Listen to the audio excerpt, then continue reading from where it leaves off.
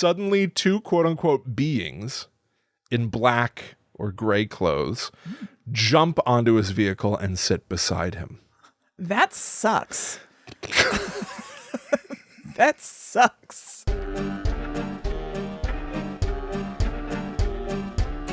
Hello, welcome to Guide to the Unknown. I'm Kristen. And I'm her little brother, William. And this week we are talking about haunted stuff and weirdies of Poland.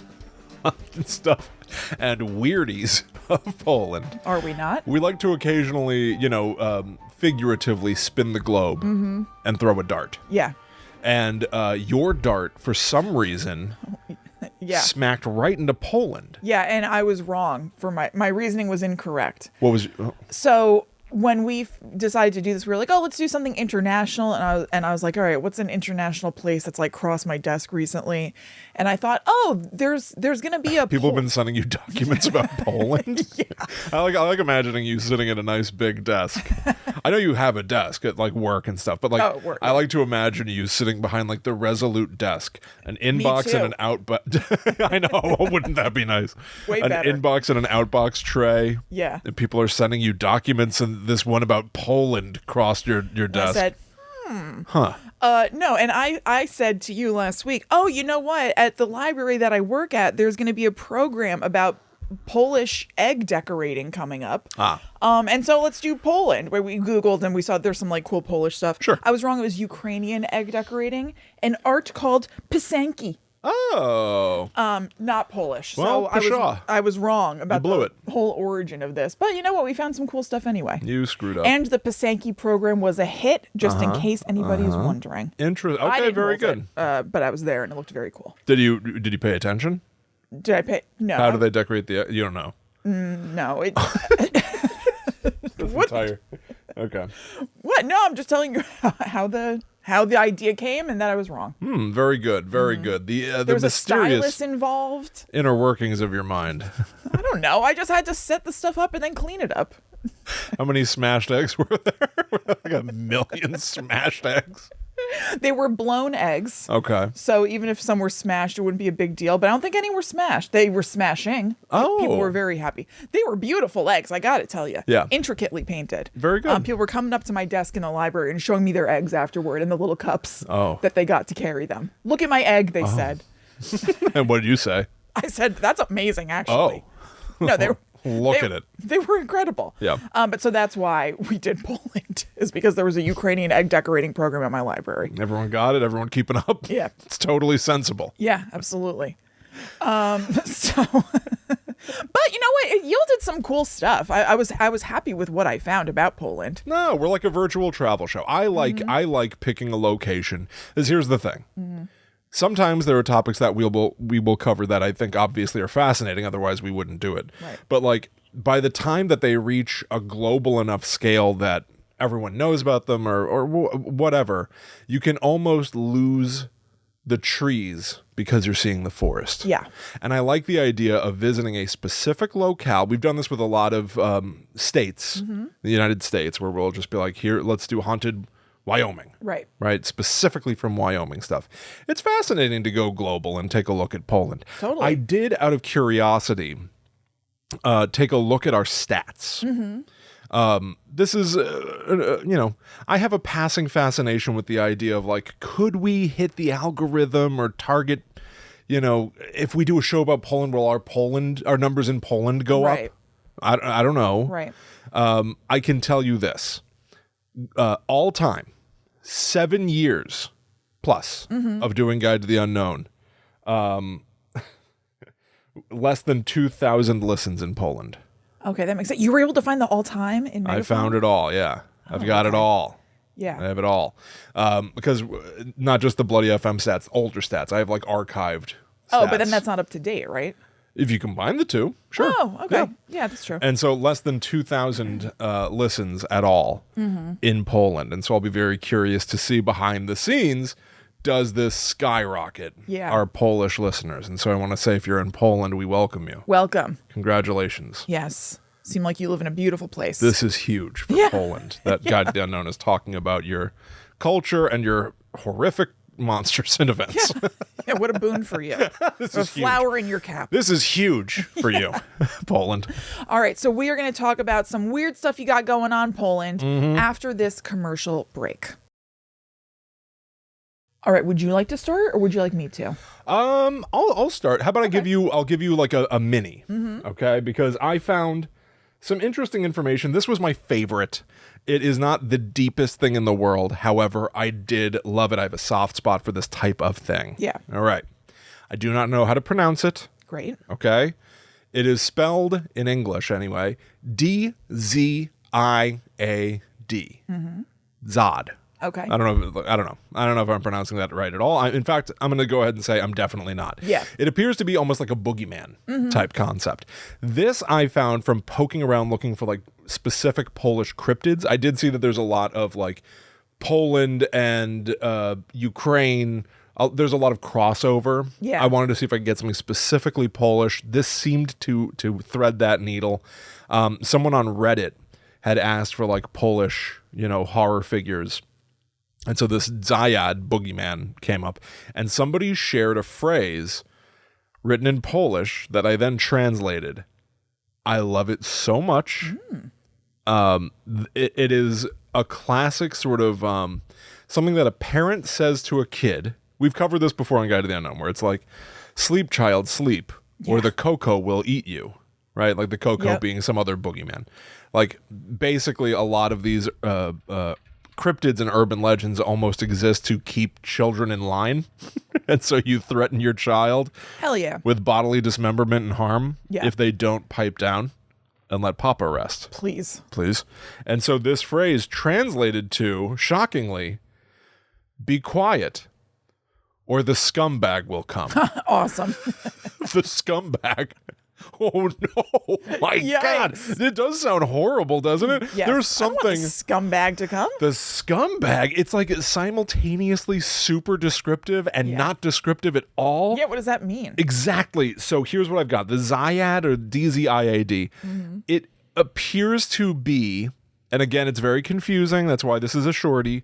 The word itself literally translates or derives from two different words: grandfather. Old man. Okay. Old man. And death. Okay. All right. So an old man who's still alive, but seems to have some association with the world of the dead. Okay. And not only that, it's a term that is often used for homeless people who are begging for money. Okay. I guess that's like a colloquial term of like, that's a Dziad there. Yeah, right? yeah. He's begging for money, and this old man beggar, they believe, has some sort of a psychic ability, some connection with the underworld, whatever, is somehow magical. Yeah. And so this warning, again, I will remind you as you're tucking your sweet child into bed, be quiet or the scumbag will come. God. A homeless man will come to your house. Look. A homeless man with some connection to the underworld. Enough problems. We got to put this on people. Having a hard time. Well, this is one of those things, right? Sometimes I almost feel like something is hypertropy, like I've seen it a million times. This is one of those occasions. I can't point to a million incarnations of like magical homeless man trope. Yeah, but it is a thing. Boy, oh boy, have I seen it. Yeah, for sure. Like, you're nice to somebody who other people might just like overlook and be like, get away from me, you bum. Yes. And then it turns out that they have some sort of magic to them, and you are going to benefit from that because you were nice to them. Because you gave money to the beggar. Yeah. You are now going to be benefited in some magical way. Right. That I swear to God I've seen a million times without being able to pin it down. I did struggle because I was like, man, I've seen this everywhere. But it doesn't seem like that lives here, And yet right? I've seen it nowhere. Right. But this is they're just scary and they're going to come get you, right? Oh, yeah, the concept of be quiet or the scumbag will come. Yeah, that's pretty unique. Yes. That appears to me, that's pretty unique. Cut and dry. But the magical, the Dziad himself, regardless of using him to scare a kid to goddamn get some rest, the Dziad himself as a magical guy on the side of the road Yeah. with a cup in his hand. Yeah. I looked online because I was like, there definitely are these things. I know them from several video games, oddly. Red Dead Redemption 2, as you're like riding your pony across the plains, you'll find an old man holding a tin cup and he's blind. And if you give him money, he will like sort of like say your fortune, and it's like you have good luck or bad luck based on how you interact with this guy. It's like a very video gamey concept. It also happens in the video game God of War, where there's like a gravedigger guy who looks all crazy. Yeah. And it turns out that he's Zeus in disguise, come down to live among the mortals. And similarly to that one, there is a movie that I was able to pin down of like homeless guy who appears to be totally nuts, but has some like amazing magical wisdom to him, in the documentary Bruce Almighty. Remember that time that Jim Carrey became all powerful? Yeah, I do, because It was a tumultuous time. Because it was Ryan watched it in the last couple months. Well, of course he did. This is like it was leaving Max, I think. Your house is kind of magical. You guys have seen every like C and D tier movie. Within the last, I might say the last month. Within the last actually. 90 days, whenever I bring up some piece of crap. Yeah, totally. So I didn't sit and watch the whole thing, but yes, I am very familiar with Bruce Almighty. Beautiful. That is unbelievable, Kristen. Yeah. Anyway, Jim Carrey gets bestowed with all the powers of God. And there is a homeless man throughout the movie who appears to be like, I feel like he's holding a sign that says like the end is nigh. Okay, I actually didn't catch that this. kind of homeless guy. And at the end of the movie, it turns out that he is the real God. He is Morgan Freeman in disguise here on Earth. So it's a trope that is familiar enough. It's played out in many different incarnations. The homeless guy begging for money, or the quote unquote crazy homeless guy who actually his ramblings are not just madness. There's some wisdom, magical wisdom driving it all. And here in Poland, they use that to scare your kids. Right. And they say, be quiet or the scumbag will come. All right, good night, Johnny. Yeah. they turn off the lights and leave the room. No nightlight tonight. They kick the nightlight out of the wall. Yeah. Smash that thing with their boot. It's enough. Last bit, I enjoyed this. There was a respectful celebration of the Dziad. It is I think it's changed over the course of time. It used to be like a feast to sort of like honor your ancestors kind of thing, like pay respects to the dead. And so there were like food and parties, and I saw it referred to as the Feast of the Deceased. Ooh, that's a good name. Man, do I love. Yeah. The Feast of the Deceased. Yeah. Be quiet or the scumbag will come. But let's have a Feast of the Deceased. Hell yeah. Love it. Anyway, that's the Dziad. Although Feast of the Deceased kind of sounds like you're eating the deceased a little bit. Well, you can. I mean, no one says you can't. Could. It's not illegal to eat a dead guy. Is it? I'm about to say, is it definitely not? Probably is. Yeah. It might be. In fact, don't try it. I feel like isn't there like misuse of a corpse or something? What's the proper use of a corpse? I don't know. Burying it? Or... Yeah, probably. Yeah. Put it away. All right, sweet. So I'm going to tell you about Skull Chapel. Please. It's sweet. So it's in southwestern Poland. It looks fully awesome.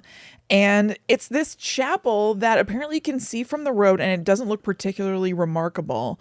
But then you open the door and there are human skulls and bones just covering the walls and the ceilings of this like small little room. Whoa. How do you feel about that? It's weird. It's weird. I theoretically like reading about this and everything, but like, yeah. However, where they came from were just mass graves.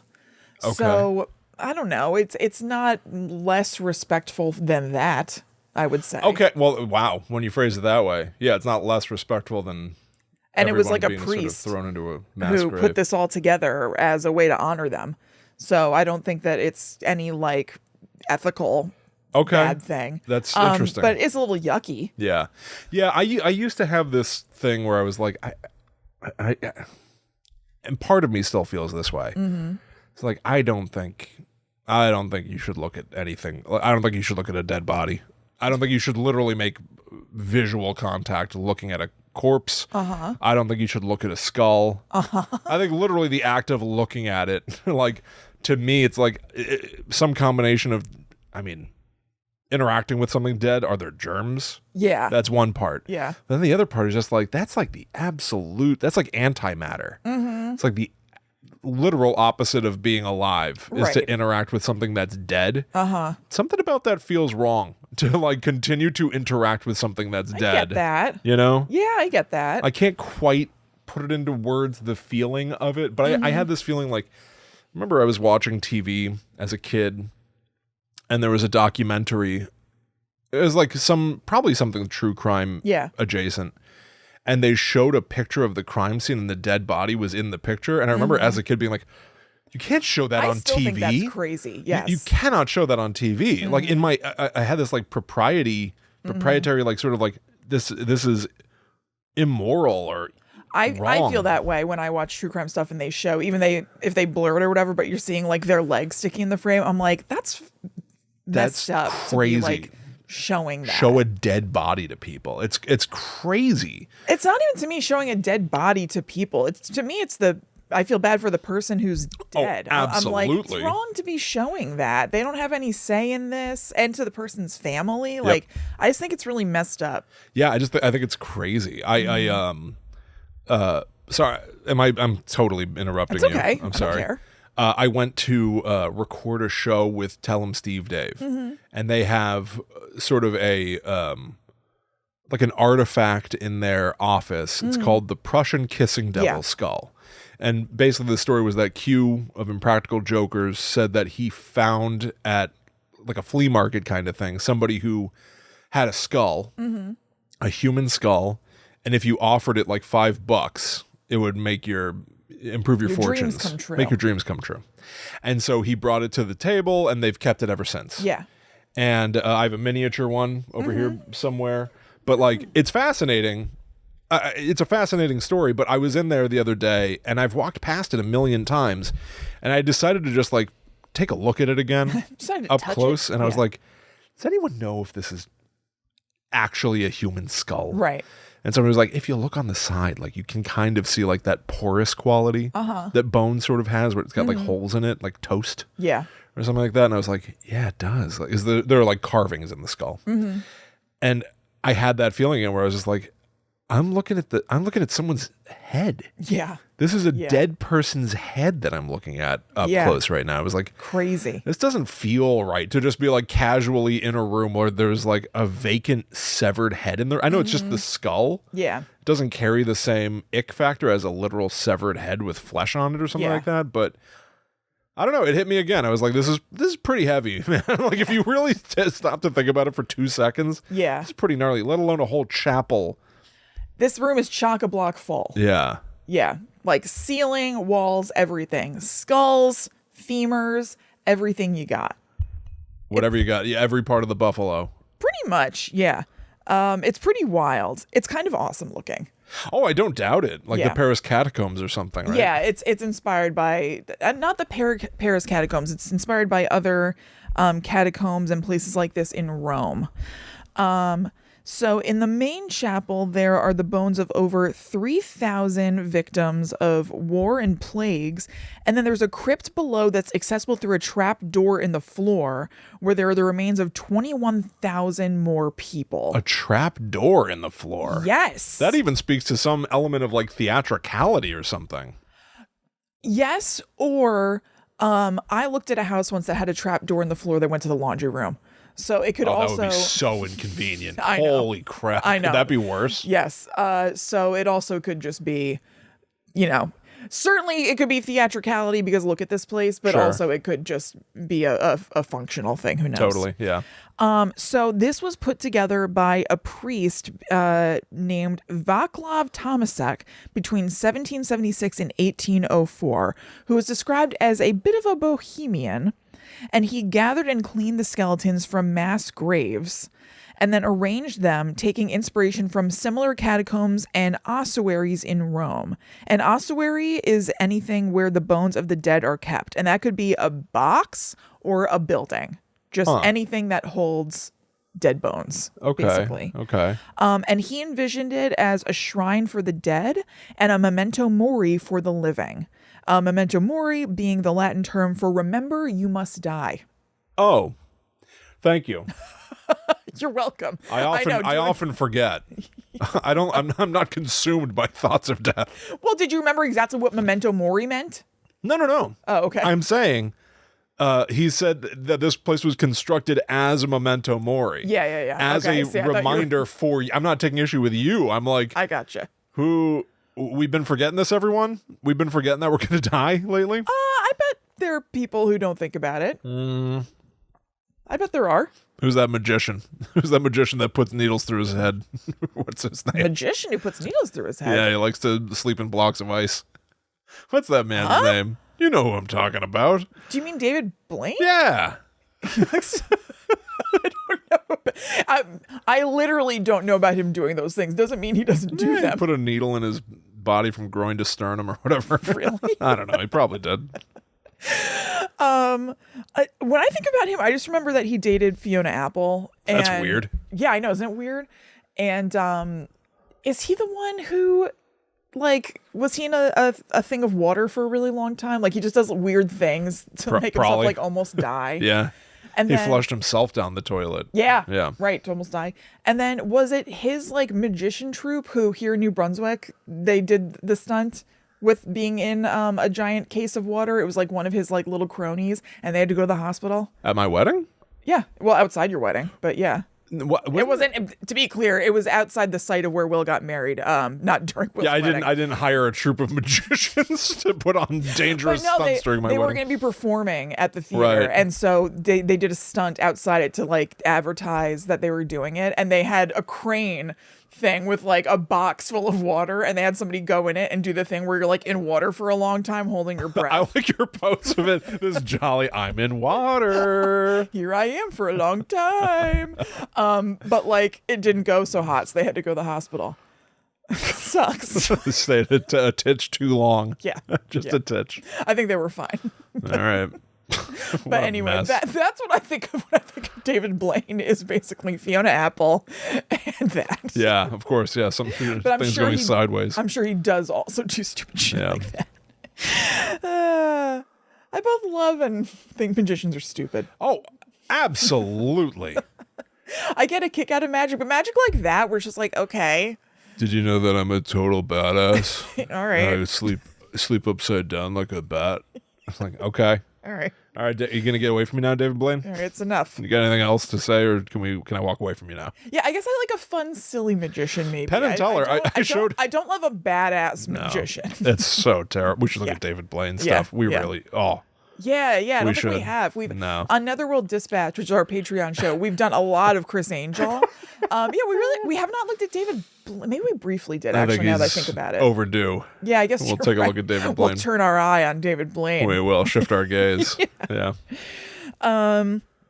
So the altar of the chapel has the skulls of well-known local figures on it, like mayors. And also curiosities that were found while the priest was going through the graves. So anything that was, like, a little different. So there was a skull with bullet holes. Okay. A skull deformed by syphilis, and the bones of a supposed giant. Oh. So, regular bones, walls, ceiling. Bones a little strange on altar. What do you mean supposed giant? Is that just a giant head is what I'm thinking. Fake bones? No, I'm thinking it's like a huge head or something. And they're like, well, maybe this was a giant. Probably but they don't know for sure. Right. Okay. Interesting. I'm guessing. So the website for the town that the Skull Chapel is in, which is called Kaplika Shashek, has a section for the chapel where every link is broken. Every link going down the line. Loved it. Excellent. I got to that website through the Smithsonian website, and the Smithsonian site said that they have a 360 panorama of the chapel, and that actually did work. That was the only link that worked correctly. Okay. It took forever to load, though, which is fine. And then the 360 moves really quickly, and I hated it. Oh, really? It was like zoom, zoom, zoom, zoom. I was like, get me out of here. Oh, weird. But I did appreciate that the section they had it under was called Virtual Contemplation. So while I was loading, I was like, oh, interesting. So they're having this be kind of like a way that from anywhere in the world, if you want to essentially attend church in this skull chapel, experience the memento mori of it all, and have your own spiritual experience. Like, you can do it anywhere. That's such a nice intention. The intention is still there, but I can't really imagine enjoying my virtual contemplation when the camera is like, ha, he, ooh, ha. I was like, yeah, it's like shot like a music video. Great. I'm thinking that's some sort of fault of technology advancing and the website not being compatible entirely or something. Probably. Yeah. The whole website like looked very old. Yeah. But yeah, so that's Skull Chapel. Yeah, interesting. I can respect the purpose of that location, and I think it's fascinating. But there's something wild about the idea of being surrounded. Once you, because I feel like there are almost like phases of getting accustomed to that kind of thing, where it's like phase one is, whoa, look at all these skulls. Like look at the construction of this thing. And then phase two is going like, okay, so these are dead bodies. Right. Like acclimating yourself to the reality of it. Yes. Once you're like, well, wait a minute, every skull was someone's head. Yes. And every bone was like someone's leg or arm. Like that's pretty and they're all It's grisly. removed and in pieces all over. It's not like they were complete skeletons, what I just saw, because I looked it up. Right. Like it's like this is the head section, and then we have a bunch of legs stacked on legs. It's very concerning and intimidating when you think about it more than like 2 seconds. You know? Definitely. Yeah. When you go beyond just the surface. Yeah. Interesting. Yikes. Wow. Kind of not exact to that point, but I don't know, it came to mind. So the library that I work at, I mentioned it. I don't think I've talked about it on the main show, but I think that I talked about on Patreon that there is a cemetery outside the library. Yes. And there is now, it's almost done, a playground being built like right next to the cemetery. Of course. Slide is made out of old headstones. So weird. That is weird. Yep. That is weird. Yeah. I kind of love it though. I know. I'm re-fascinated with cemeteries right now. Yeah. Oh.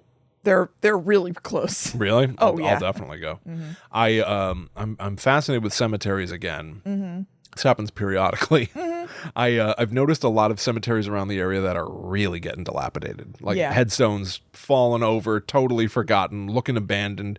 One of them is like a headstone that looks like it's been like almost pushed up out of the ground by tree roots. The headstone itself is on like a 45-degree angle now. Yeah. It's like any minute now it's going to tip over and fall. But it's just like, I want to take a look. So what's happening to the what's going on? Casket down there? Absolutely. It's like so see it. fascinating. The sort of like, are you respecting or disrespecting a body after death to be putting it in this place and just leaving it forgotten forever? You know what I mean? I don't know. I think it totally depends person by person. Yeah, It's not I necessarily agree. forgotten. I can see It's maintaining it forever. It's not in great shape. Yeah. Some of the places that I've been seeing. Yeah, but I don't know. Yeah. I also am The person curious. who might be the relative of that person to be like 95 years old. Oh, totally. I know. But what's the statute of limitations on caring that this grave is there? No, but they might not be able to care for it. What can you do? As a society, someone owns that graveyard or someone owns that land. Right. You know what I mean? That's sort of what I mean. Like, at what point do you like go like, let's put a Wendy's in here? Right. Because there's a I see. there's a limited amount of time. Yeah. No, I think they stay forever. You run out of space. I was also like, staying forever. What if I took Google Earth in like even like a 5-mile square radius around my house? Yeah. And then I colored in which parts are graveyards. How much floor space are we taking up purely for graveyards? A decent amount. Pretty good amount. Yeah. You know? I know. And we just drive by them. Isn't it? You just drive by them. You don't even look at them. You drive by dead stuff all the time. All the time. I'll just be driving to the Restore. Yes. And I'm driving by like 4 graveyards on my way. Yes. Cuckoo. It's unreal. And all of those could be, a Walgreens.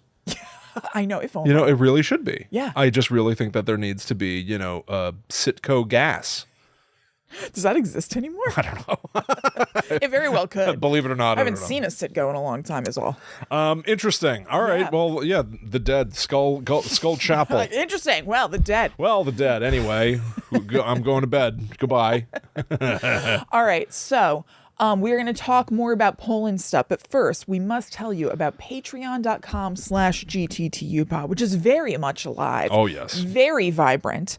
And this is where you can go to get tons of bonus episodes. We actually have a whole second weekly podcast called The Netherworld Dispatch that comes out every Monday.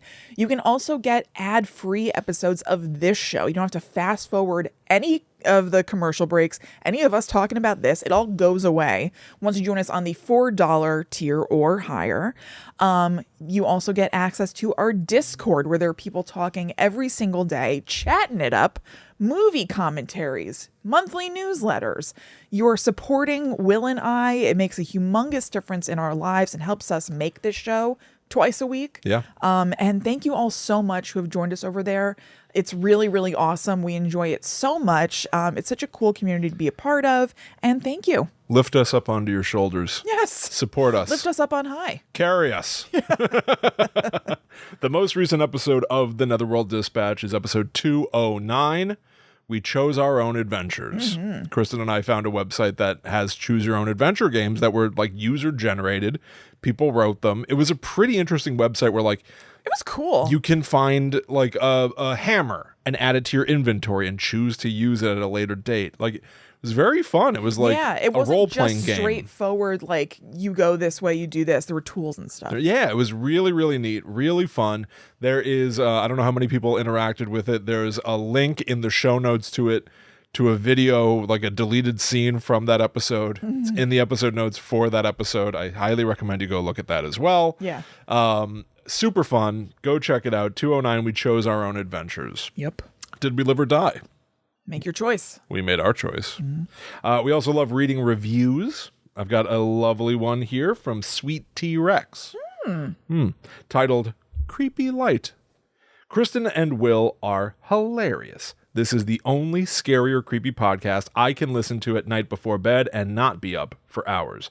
The subjects are dark, but the silliness of the siblings keeps it light.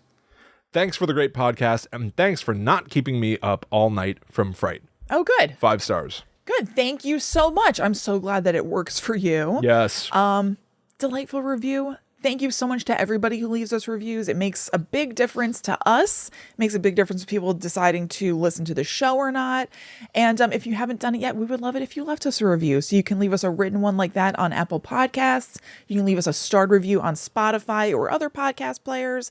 And we would love it if you just shared the show with a friend or tagged us in Insta stories. Anything makes a big difference. And thank you so much to everybody. Absolutely. It makes a bigger difference than you would think. Yes, Yeah. totally. I think that like the whole game now, like the whole business is that it's hard to get new eyeballs and new ears. So anything you can do to lend your support if you enjoy what we're doing will be greatly, greatly appreciated. Yeah. Thank you so much to everybody who already supports us. Yes. You want to go back to Poland? Let's head over there. Wait, first I want to hear a stranger talk to me about soup or something. Oh, I hope it's soup. God, Do you think there's soup ads? you know, Maybe there is. Maybe there's like a subscription soup. Let's find out. Okay. let's find out. It's time Here we for go. A commercial break. Yum, Ooh, yum. say, ooh, yum yum soup. I don't know. Maybe they talked about soup. Maybe they didn't. We can't control all the ads, No. you know, but if I had my druthers, there'd be a Campbell's Chunky in there somewhere. Absolutely. All right. I'm going to tell you about a UFO abduction Excellent. in Poland. And it's like a historic event. There's a monument commemorating cool. this UFO abduction, this alien interaction. This is what's known as the Emilcin abduction. Now, again, I'm not sure if my pronunciation is probably all over the map. It was May 1978. Jan Volsky was driving his horse-drawn cart. Okay, so we're like, think like rural, right? Yep. Like your horse and buggy there. times. Okay, even though it's 1978. Is that the horse or the man? That's the man. Okay. Yeah. Ha! He! Now, what does the horse say now? Nay! Oh, wow. So I They, guess- they sound very similar. I can see why you were confused. Your man and horse sound eerily similar. They spend a lot of time together. Okay. So, according to Jan Volsky, suddenly 2 quote-unquote beings in black or gray clothes jump onto his vehicle and sit beside him. That sucks. That sucks. If it was like more modern times and like you're in a car, at least you have a little bit more of a barrier. How shitty to be in a horse and buggy and so there's like no, they can just hop on in. That sucks. the severity. That sucks. Two beings just are next to you all of a sudden. I know. It's You're not right. just like a sighting from far away. They're just Right. in your buggy. Ugh. Suddenly sitting. I don't know if they're sitting on either side of him. I They're don't like it. surrounded by beings. Yeah. Beings. Right. The verbiage here, the terminology used by Jan Wolski in telling the story of his. Now listen, it's now what, like fourth hand, because Right. he said it to someone and he said it in Polish and then it was typed up on the internet. Now I'm reading it. So it's like interpreted 5 different ways. Yeah. So I want to give the benefit of the doubt to Jan Wolski. However, I can only take umbrage with the things that I've read, right? Of course. That's what more can I do than play it straight? Yeah. Here's what he said. Here's what the internet says he said. They spoke in a strange language, and Jan Wolski later said he thought they could be foreigners because of the shape of their eyes and their high cheekbones. Okay. Okay? That's what he said. But he also said that they were the color green. So, Okay. right? You see where I'm going? Yeah. You thought they were foreigners because of their high cheekbones? And then the afterthought was Right. The third thing on your list is that they were green. the color green. It's a little bit more than foreigners or like an extreme foreigner. Like from another yeah, planet. I guess technically an alien is a foreigner. Right. I mean, so technically he was right. Right. Why but- should I take issue with any of this? Oh, boy. And I wrote, I don't know how the hell he thought they were foreigners at all. No. Anyway, quote, Wolski drove his cart with the 2 beings aboard to a clearing where he says a large object was hovering. Get ready for something weird to happen. It's not even, that's outside the story is my point. Okay. Okay. Something weird happened to me Oh, okay. in doing my research. Yeah. Get ready. Okay. He saw a UFO. The UFO was about the size of a double-decker bus. Maybe a little bit taller than a double-decker bus. Very tall. How does he know how big a double-decker bus was? He was in buggy time. Well, I'm... What's going on? It's 1978, first of all. But he was driving a horse and buggy? Yes. Oh. He's probably on like a farm or something. Oh, okay. Okay. Wow.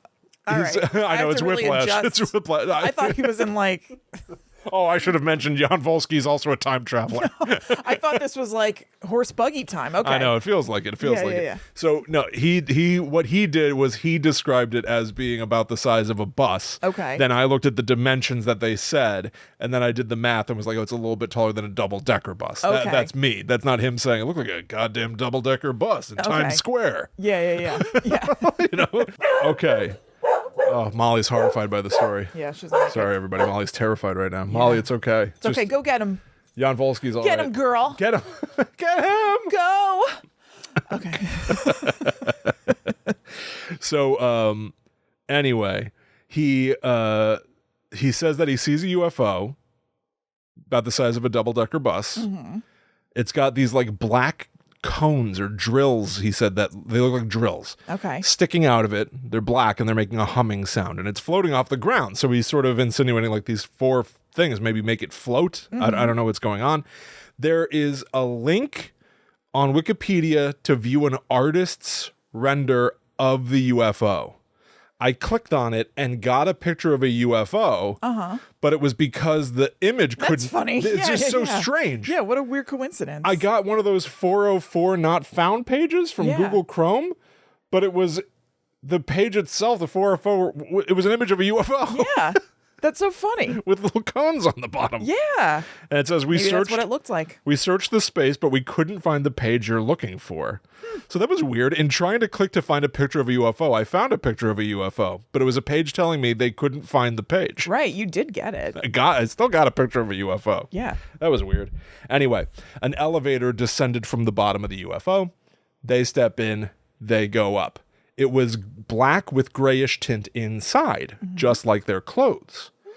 It was windowless inside, but there were 8 to 10, quote, benches situated around the craft. Okay. Now, we're talking about a bus and benches. I kind of think he got on a bus. Yeah. Yeah, it sounds like a bus. I don't know what's with the drills. I don't know what's going on. Some sort of like an alien bus. Yeah. It's enough to make you wonder, where did we get the technology for bus? That's a great question. Right? When was first bus? Yes. Was it after Area 51? Maybe. Maybe bus is alien tech. Huh. Something to think about. I definitely won't. No. Will continue thinking about that, probably. Anyway, so and then depending on whether or not I have this right, they say that there were rooks standing in front of the doors, moving their wings and legs. A rook is a bird, I think? Yeah. Yeah. That's confusing. That is confusing. But then also... it's like a super common bird to Poland, so it's like, oh yes, yeah, a rook. It was a rook. So, quote, in front of the door, which were moving their legs and wings, those are the rooks, but they also seem to be immobilized. What? And then I wrote, if you're able to move, you're not immobile. Yeah, I mean, this must be a translation thing? It took me, I had to read this like 10 different times. Right, Because everything was contradictory, you know? Yeah. I thought they were foreigners. They had high cheekbones. So these little green men then take me to a clearing. It's like, yeah, totally. Hold on. And I was brought to something the size of a bus. Right. And like, what the hell? And then there are these rooks that are moving around, but they can't move. What? What's happening?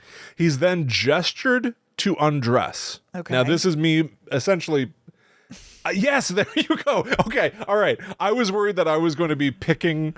You were nitpicking? Yeah, I was afraid that was going to be like nitpicking. Yeah. What's the gesture to undress? You just waved as if like rolling out the red carpet for someone. Now, well. Obviously. Yeah. They may have gestured to him and then he was like, oh, got it. Yeah, maybe it takes just about nothing. Easy peasy. You want me to drop trow? I'm on it. Yeah. I'm Pants first. Why'd they immediate? They fold it out in your pants, forward and down.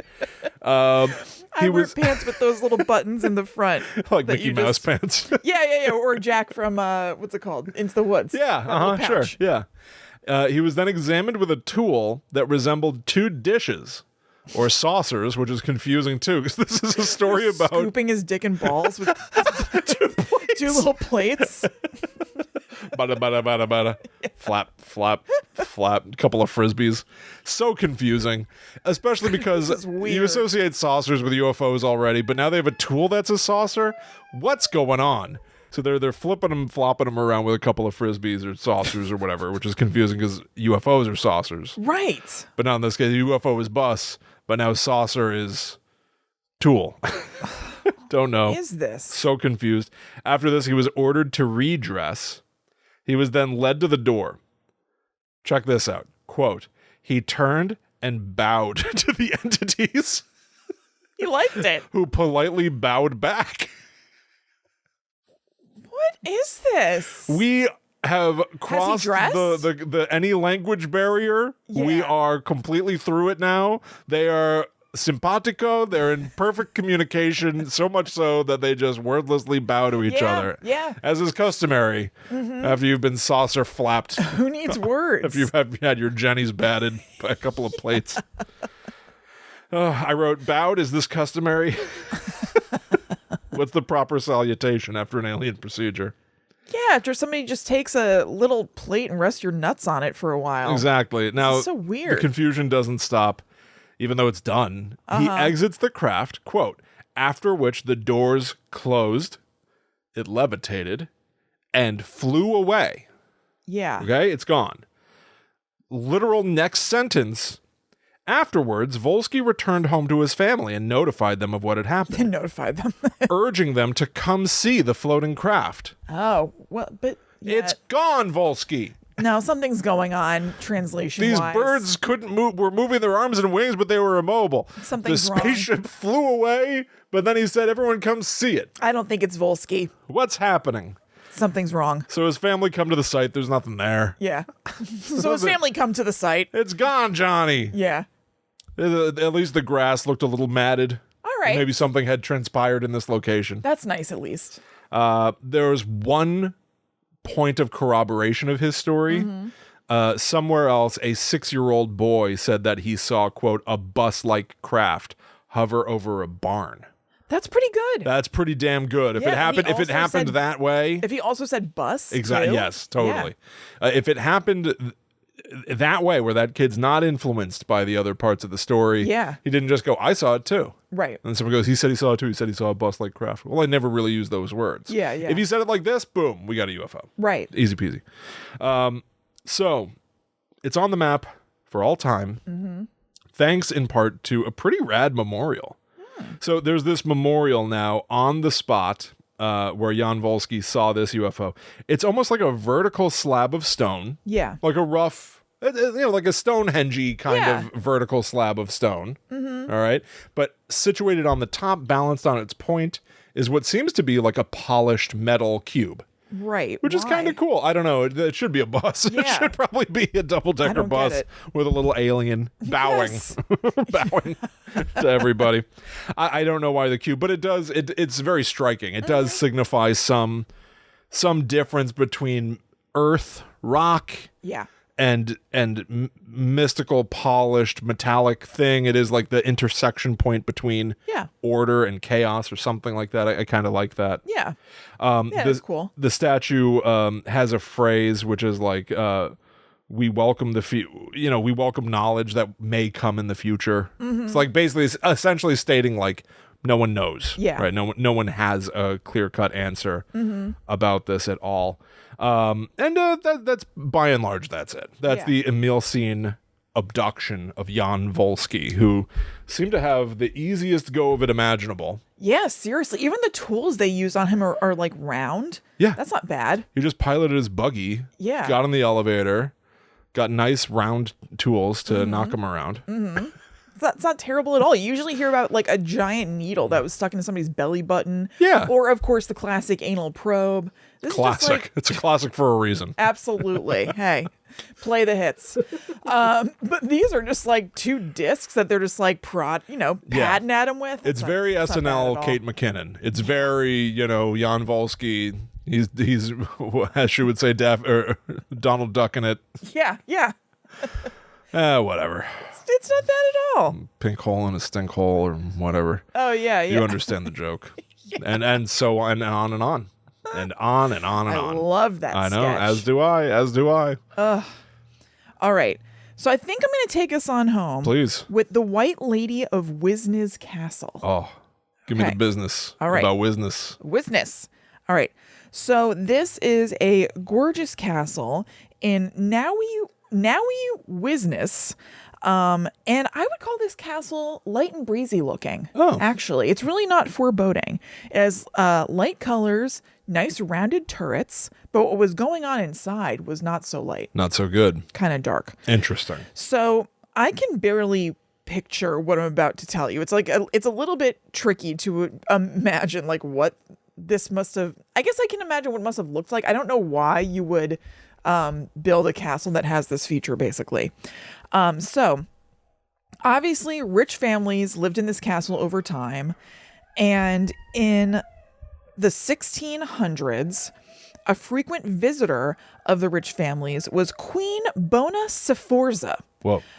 So apparently one of the towers of the castle was lined. This is what I was like, why would you have this? I don't really get it. It was lined with an extremely narrow, unfenced terrace. And the story was that they made it that way. Oh, this is why, but I still think it's crazy. They made it that way to discourage guards on duty from dozing off. Because if they fell asleep while they were on the terrace, they would just fall off of it and die. Jesus. But like... How about an espresso machine? Yeah, exactly. Go a little easy. In the break room. Go a little easy. But wow.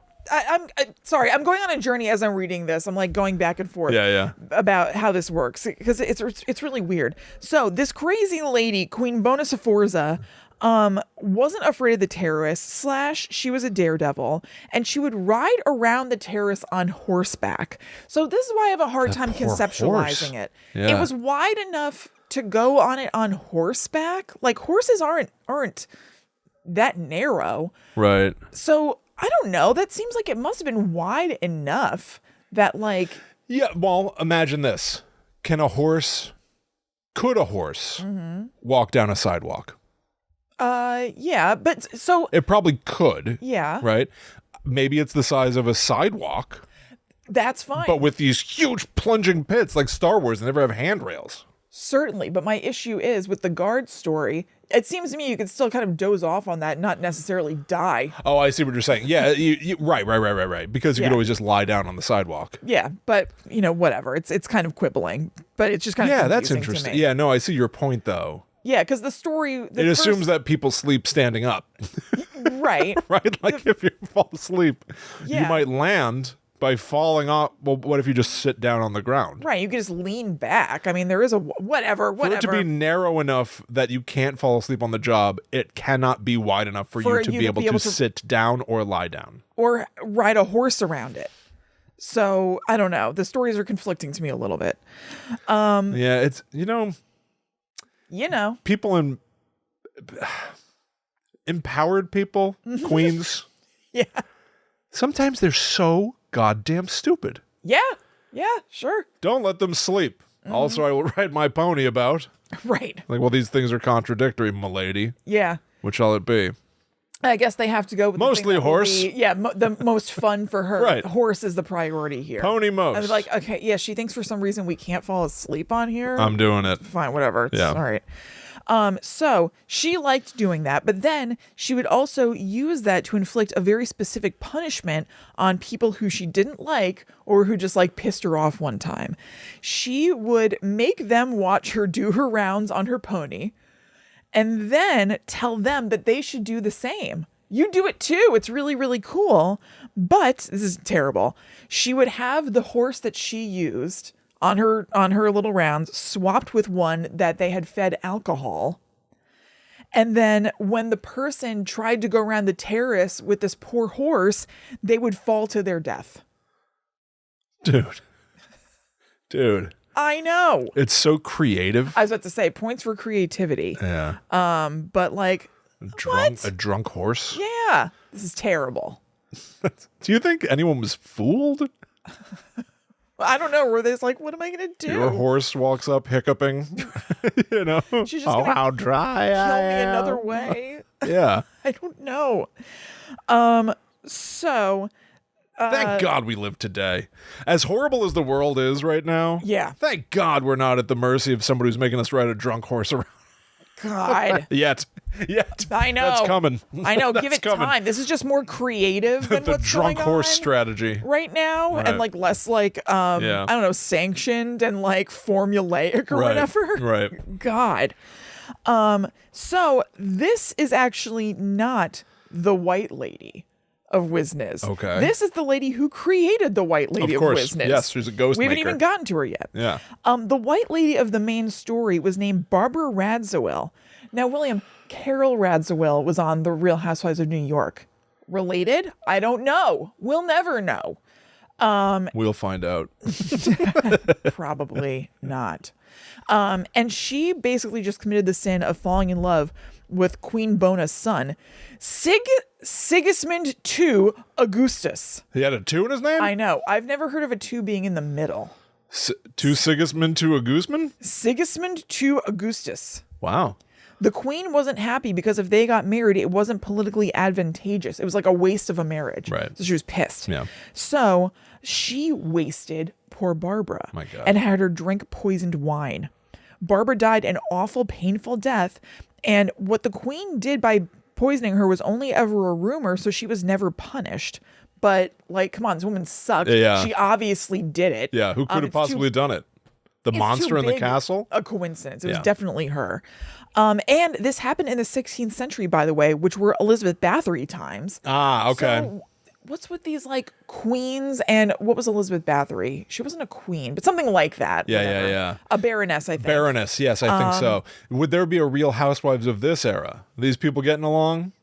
Yeah, there could be. The Dorindas and Yeah.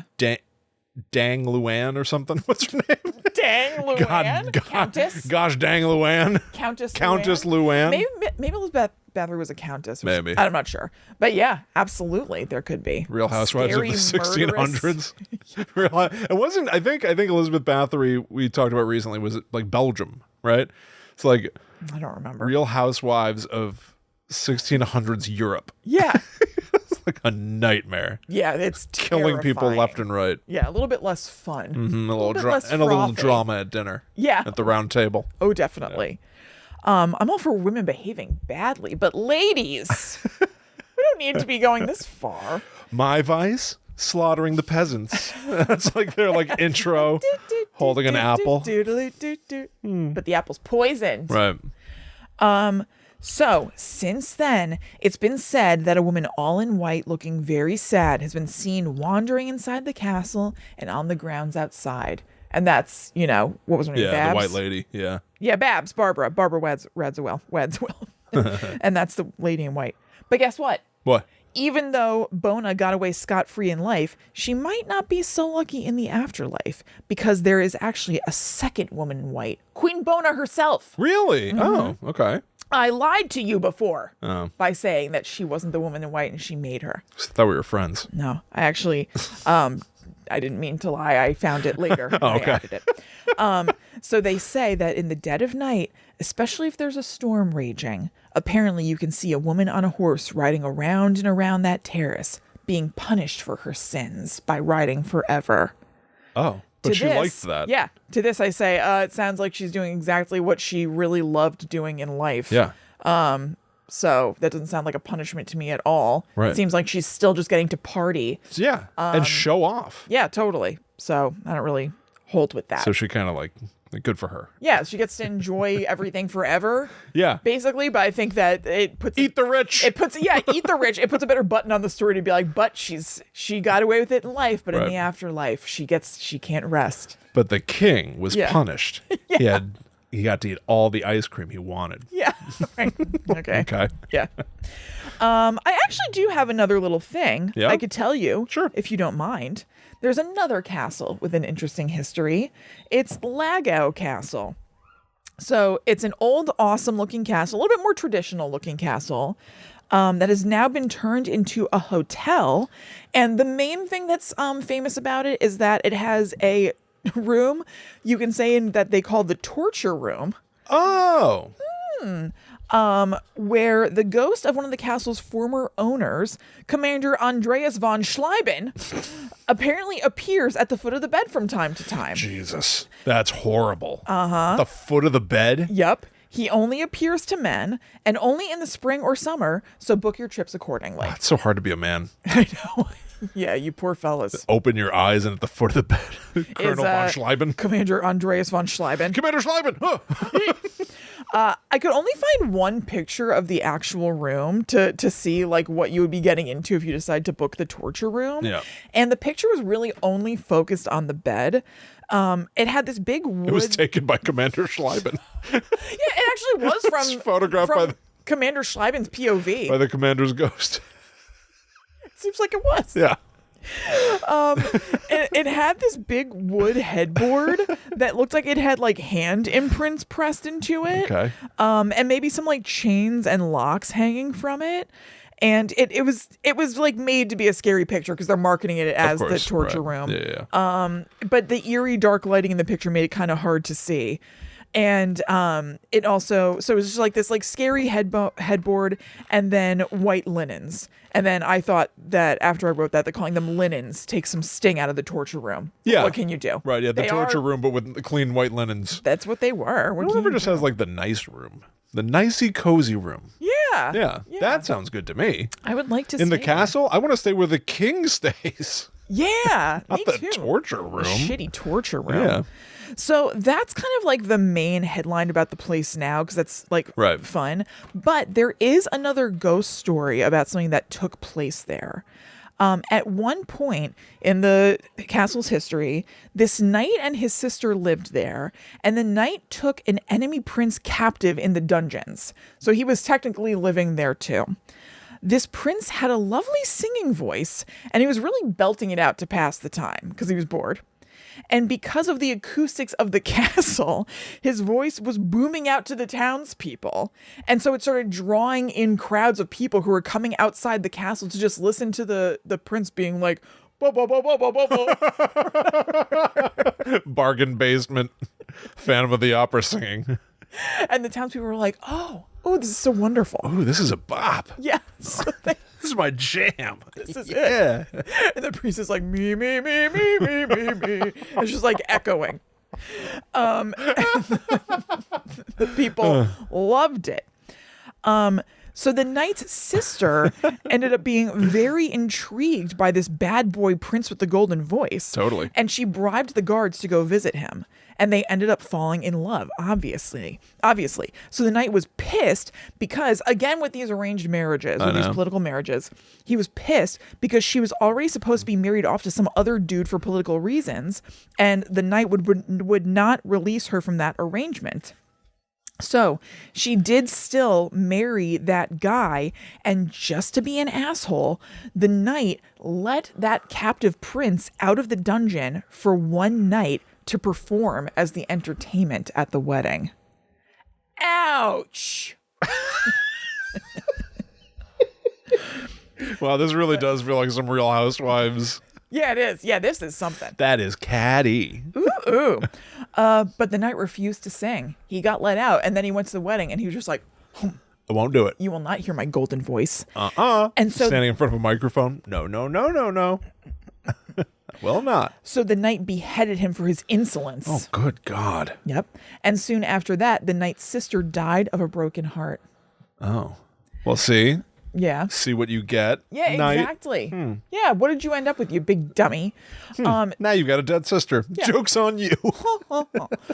So it's said that the sister and the prince now both haunt the castle.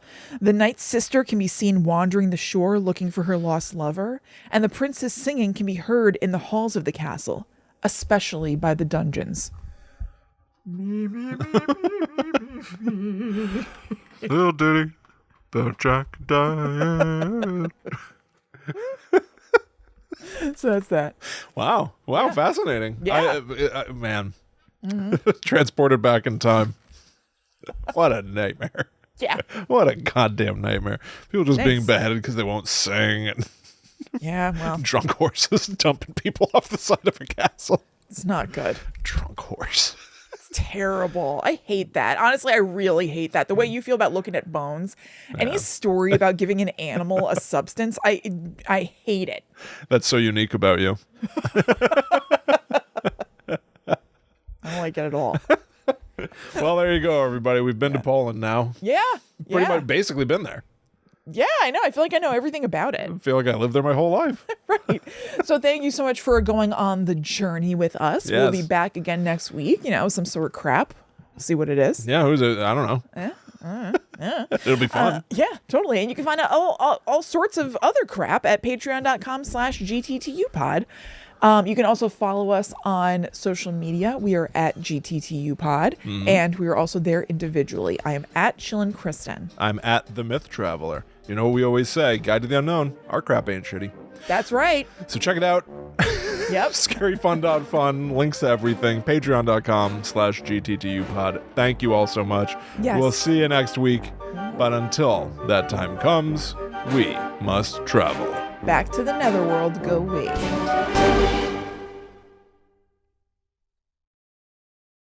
And we're clear. Yes. Perfect show? We're the best show? How do you feel? Yeah, I think actually perfect show. Ultimate show? Yeah. Pros? Yeah. What are you having on the flight Polish back? pros. Peanuts? The sausages. I assume on Polish Air they give you little sausages. Only when you're flying in, Kristen. Oh, that's a shame. When you're flying home, it's just slices of American singles. I don't like that. It's not right. No. You know what I do? What? I save the sausage from the flight in, and then I can wrap but say the you wrap it. American Yes. craft single slices around it on the flight back into the country. That's the way.